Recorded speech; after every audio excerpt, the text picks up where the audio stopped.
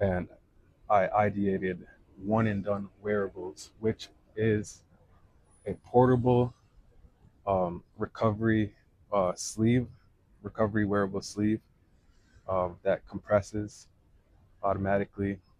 It's starting to rain, so I hope it doesn't actually rain on me, rain on my parade.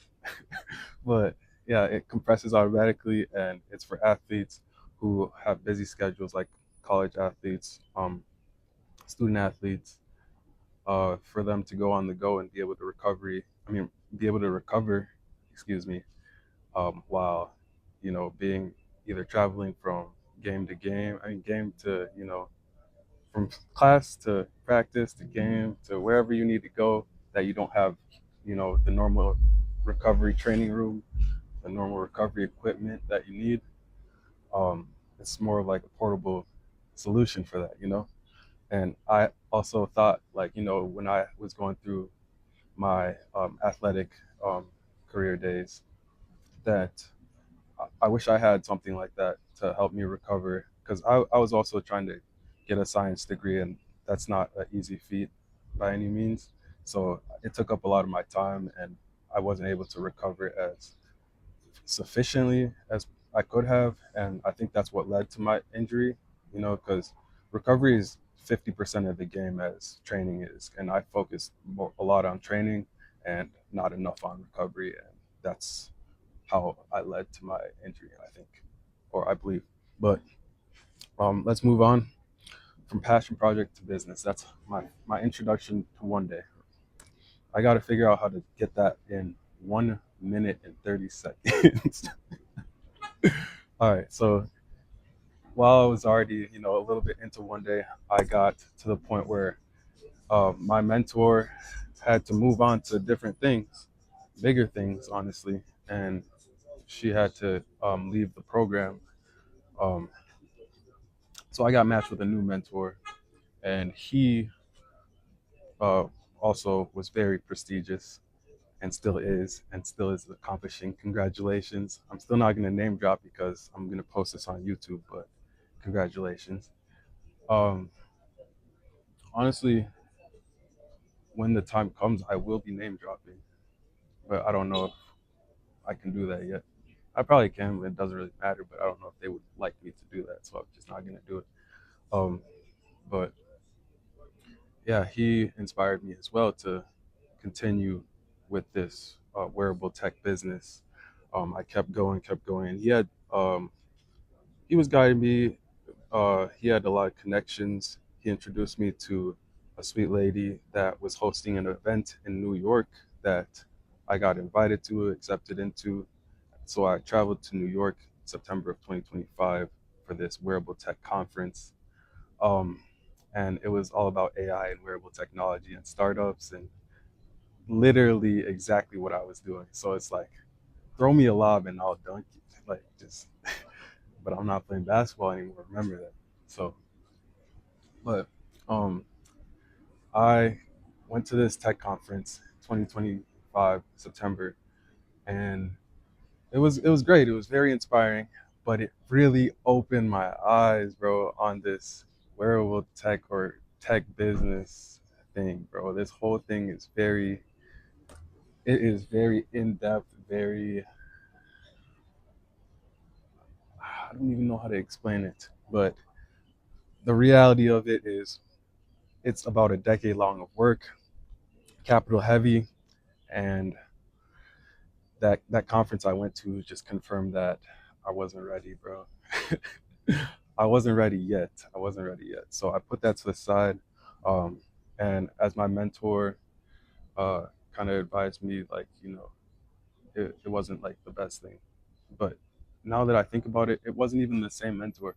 The mentor that I had going into this pivot accelerator ended up being a new, having to drop out of the program again. So think about it. I'm experiencing the same thing twice. So I had to get a new mentor right out as I'm going to New York for this conference. Oh my gosh, it's raining, but I'm gonna have to thug it out. But um, I had to get a new mentor. Hopefully this mic is working. Yeah, but I had to get a new mentor right as I'm pivoting. and it's like really hectic. I'm going to this conference. I hadn't really traveled by myself in a while, so it was like, and I've never been to New York, so it was like just a whole crazy fiasco of things. I've never even used that word in my life. I don't know how I just used the word fiasco. Hopefully, I just used it right though. Am I spitting bars? Hold on. But anyways, um, went to New York, experienced that conference, knew it wasn't for me anymore. So got a new mentor. He happened to be, bro, I don't know. My life is a kind of like a movie. He happened to be in the fashion, industry already, quite seasoned. Um, Consulted a lot of fashion businesses, worked with a lot of fashion companies that were already big, and he had a lot of background knowledge and knows what he's talking about. And now he's my mentor. So it's like, wow, that's insane. And now I can learn from him his expertise, and help, you know, build my business. And so it had me thinking, why not go back to my original idea I started off the program with? And so I did. And I already had um, a little bit of traction with that because I had been running it for about 2 years now, almost 2 years now. I don't know, maybe it had been 2 years. Yeah, 2 years. And it led me to start dropping. I don't even know. I started feeling very spiritually called because all these happenstances happening in a row um, started making me feel very ethereal. So I started dropping merch about faith and Christianity and my beliefs, and starting getting a little bit of traction, a little bit more sales than usual. And that made me think, like, is that what my business is supposed to be for? Like, and then I got a lot of different customer discovery, interview validation, like verbally validating the idea of faith driven merch. Um, and that sounded like a nice niche for me, which led to me, building a collection where I basically pulled my community that I already had, um, asking them what they wanted out of my next collection, so I would get good product market fit.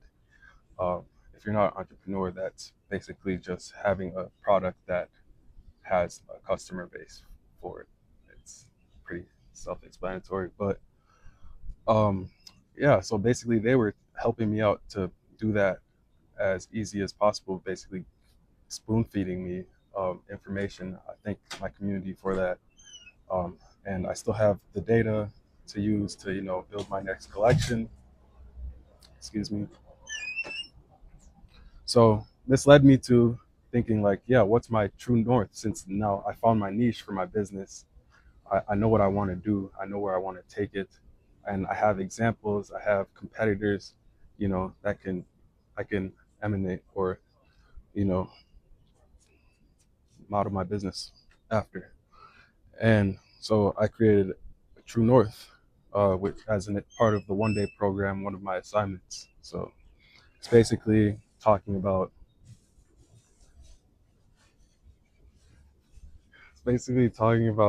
how you want, like, the culture of your business to be. And here's my True North. I can run through it real quick. My core beliefs: there is a need for faith or stylish, faith driven streetwear that appeals to the youth. My vision for this is a community of young faith driven leaders with an unmatched sense of style. And my mission is to create faith based streetwear that reminds wearers of their purpose in style. My values are love above all, peace over chaos, forbearance over impatience.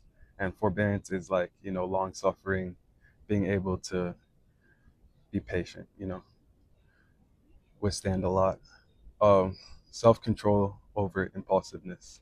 And that's, not just going with your first feeling, uh, actually thinking through your actions.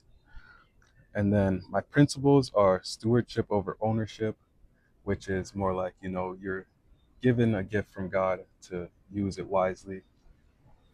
Servant leadership, we're here to help others.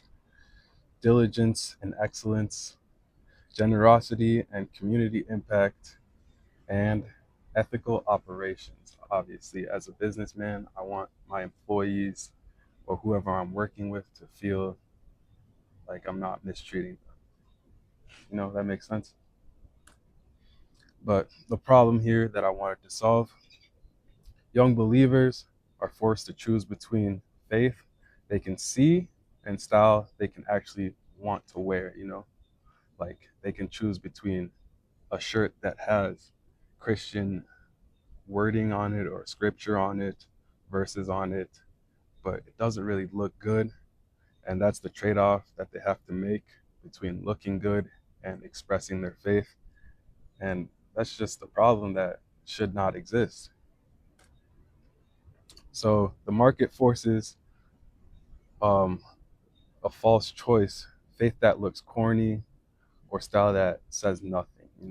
It's either you have the faith, but you don't have the style, or you have the style, you don't have the faith.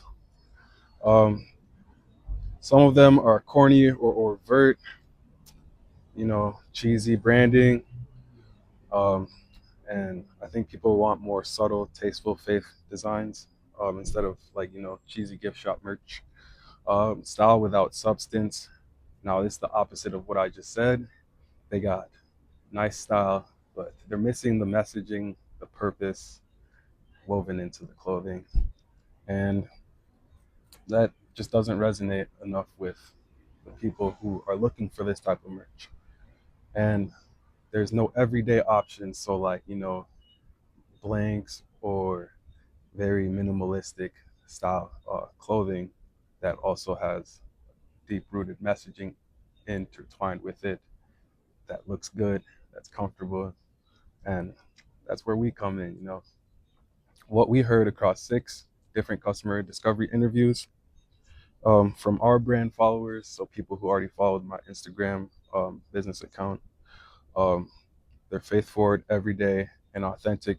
That faith forward, everyday, authentic beats performance gear. So this is what led to my pivot initially. And they specifically said faith messaging resonates more than generic streetwear. Keep branding subtle, not corny. Quality pieces they can wear every day. So that's very clear. So I had to move. So we got to customer interaction, who we serve, and the proof. Target customer, right now we already have a target customer. We have a customer base. We have a following of 1,300 customers, or 1,300 followers. I'd like to say 1,300 supporters on our Instagram. The WG community, appreciate y'all. Um, the email list of 147 customers, 97 of which are subscribed to our, weekly. Subscribe to our newsletter. And throughout our first drop, our limited Lent drop, which was our first limited faith-based collection, we ended up getting a revenue of $218.88, and that was, that was a net of, you know, $200, $218.88, and the revenue from the Lent drop was $54.88. So we didn't really sell that many, but it gave me an idea of what a limited drop looks like because it was my first time doing it. Our target customer is a US base, which is already 96% of our audience. Male skewing, honestly, I go 50-50 on that. But right now, our customer base currently is male skewing 80-20, 80 being male, 20 being female in proportion wise, not actual number wise. But core age for our brand right now is 18 to 34 years old. So Gen Z, older millennials, younger millennials, athlete, and active young believers. So people like myself um, that pay that would are willing to pay a premium price for quality that has a meaning. And my key insight from this whole customer interaction portion was a real US community is already here, and the pull is strongest from the people who already know my brand. So I can just work with the people who already support me to help elevate this brand.